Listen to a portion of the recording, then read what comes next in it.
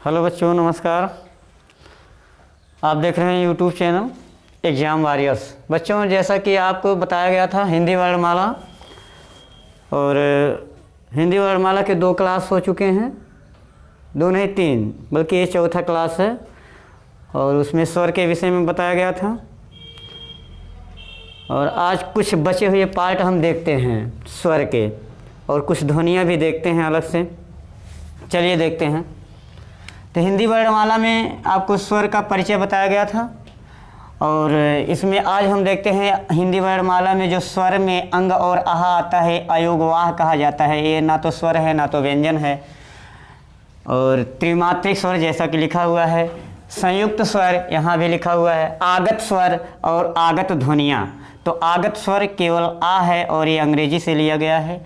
ये भी आगत ध्वनियों में अगर ध्वनियाँ पूछा जाता है तो ध्वनियों में आपका स्वर भी आएगा, व्यंजन भी आएगा।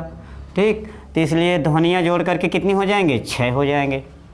तो ये सारी चीज़ें हम एक एक करके देखते हैं आज इस वीडियो में, यही देखते हैं। तो देखते हैं, जैसा कि लिखा है त्रिमात्रिक स्वर, उसके ऊपर लिखा है अयोगवाह। अयोगवाह क्या है? अंग और आहा। देखिए, अंग हमने इसको बताया भी था, इसके पहले ही हम बता चुके हैं, लेकिन आज फिर से देख लेते हैं इसको। अंग और आहा ये जो है, ये आपका अयोगवाह कहलाता है। इसका प्रतीक अगर हम देखते हैं तो क्या होता है कि इसका प्रतीक ऐसे ही होता है, और इसका प्रतीक हम किसी व्यंजन पर लगाते हैं तो इस तरह लगा देते हैं। ठीक, तो क्या है कि ये लिखा तो गया है स्वर की तरह, लिखा गया है स्वर की तरह। ठीक, और लेकिन इसका उच्चारण अगर करेंगे तो मुख से निकलेगा अंग, तो व्यंजन का भी आवाज़ यहाँ निकल रहा है।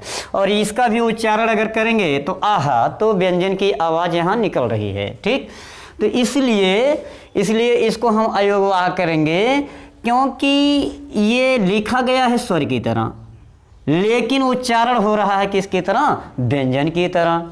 और यहाँ जो है आहा भी लिखा गया है स्वर की तरह, लेकिन उच्चारण अगर किया गया है तो व्यंजन की तरह। तो ना तो हम इसको स्वर कह सकते हैं स्वतंत्र रूप से, और ना तो हम इसको व्यंजन कह सकते हैं स्वतंत्र रूप से। दोनों को ना तो हम स्वतंत्र रूप में स्वर ही में ही रख सकते हैं, और ना तो स्वतंत्र रूप से हम इसे व्यंजन में ही रख सकते हैं। इसलिए ये हो जाएगा इसका नाम, जो किसी में ना रखा जा सके, जो किसी में ना जोड़ा जा सके, उसको हम कह देंगे अयोग। क्या कह देंगे? अयोग कह देंगे। आ विलोम के लिए लग जाता है, और योग का मतलब जोड़ना, यानी जिसका योग किसी में ना हो, ना तो स्वर में हो ना तो व्यंजन में, तो इसको हम क्या कह देंगे? अयोग। लेकिन फिर भी ये अर्थ देता है। जैसे हम अगर लिखें अतः, क्या लिख दें? अतः, तो इसके बिना ये अर्थ नहीं देगा। अतः मतलब उसको स्पष्टीकरण करने के लिए अतः का प्रयोग करते हैं। जैसे हम कहें पुनः, पुनः, तो देखिए ये पुनः माने दोबारा, तो ये अगर हम मिटा दें तो हो जाएगा पुन, और इसको मिटा दें तो हो जाएगा अत। इसलिए इसका कोई अर्थ नहीं आएगा। किसके बिना? बिना इसके, क्या? आहा के बिना। इसलिए हम इसको वाह, वाह माने होता है वहन, वाह माने होता है वहन। किसका वहन? किसका वहन? अर्थ का वहन। इनका योग किसी में नहीं होता, ना तो स्वतंत्र रूप से स्वर में, ना तो स्वतंत्र रूप से व्यंजन में। इसलिए इसको हम क्या कहेंगे? अयोग कहेंगे। फिर भी ये अर्थ का वहन करते हैं, इसलिए हम इसको हम क्या जोड़ देंगे? इसमें अयोग में क्या जोड़ देंगे? वाह जोड़ देंगे। मतलब यहाँ वाहन लिखा था, ये वाहन होगा।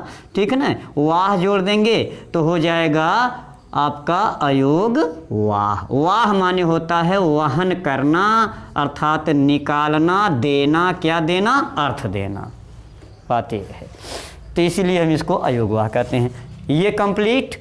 आगे हम देखते हैं, और चलिए देख लेते हैं आगे और क्या बचा है, देखते हैं। लिखा है जैसा कि बच्चों यहाँ त्रिमात्रिक स्वर। त्रिमात्रिक स्वर, हम स्वर 2 प्रकार के पढ़ चुके हैं। एक होता है ह्रस्व स्वर, एक होता है दीर्घ स्वर।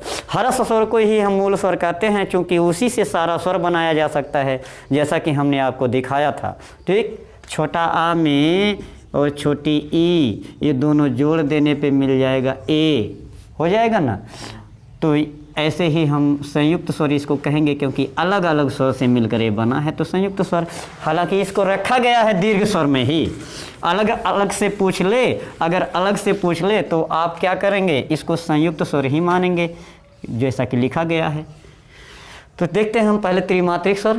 त्रिमात्रिक स्वर किसे कहेंगे, तो जिसमें 3 मात्रा का समय लगे, आवाज़, आपका जो आवाज़ है वो देर तक टिके, ह्रस्व और दीर्घ स्वर के अपेक्षा काफ़ी लंबे समय तक आवाज़ रोक कर रखा जाए। जैसे हम कहें हे कृष्णा, ऐसे बुलाया जाता है उच्चारण करके, तो वो आपका वहाँ आवाज़ देर तक रोके रहना ही क्या है, प्लुत स्वर है। 3 मात्रा का स्वर मान लिया गया है विद्वानों द्वारा, ठीक। इसलिए हम इसको क्या कहेंगे, प्लुत स्वर। जैसे आप कहते हैं ओम, बड़े देर तक ही खींचते हैं सांस को, तो वो होता है आपका क्या, प्लुत स्वर। और प्लुत स्वर का प्रतीक ही है 3।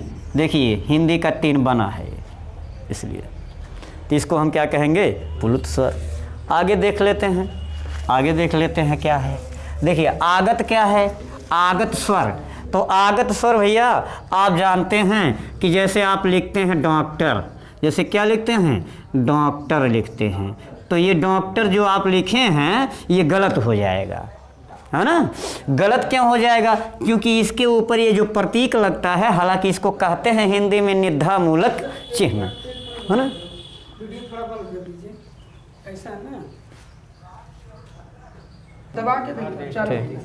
तो बच्चों देखिए इसको डॉक्टर जैसे लिखा हुआ है, ठीक है। अच्छा ब्लैक है, हाँ ब्लैक है, अभी ब्लैक नहीं है वो, नहीं, अभी आगे वाला चल रहा है। हाँ आगे वाला चलो। तो डॉक्टर जो लिखा हुआ है बच्चों, इसमें देखिए ऊपर जो लगा है ये निधा मूलक है। ये आया कहाँ से, ये आया कहाँ से, ठीक। तो ये आया जो है आपका अंग्रेजी भाषा से आया है। किस भाषा से आया है, अंग्रेजी भाषा से आया हुआ है। तो जैसे आप लिखते हैं, इसको आप लिखेंगे जैसे डॉक्टर, ऐसे लिखेंगे आप लोग डॉक्टर, ठीक। तो कहने का मतलब ये ओ है ना, तो ओ तो हम ऐसे कर नहीं देंगे डॉक्टर, तब तो ये गलत हो जाएगा, डॉक्टर, हाँ डॉक्टर। मान लीजिए यहाँ हम ना लगाएं, ऐसे ही कर दें डॉक्टर, ये हो जाएगा, तो ये गलत। इसको हमने क्या किया, हिंदी के वैज्ञानिकों, हिंदी के विद्वानों ने क्या किया कि इसको डॉक्टर ही कहा, क्या किया, डॉक्टर। और ओ के लिए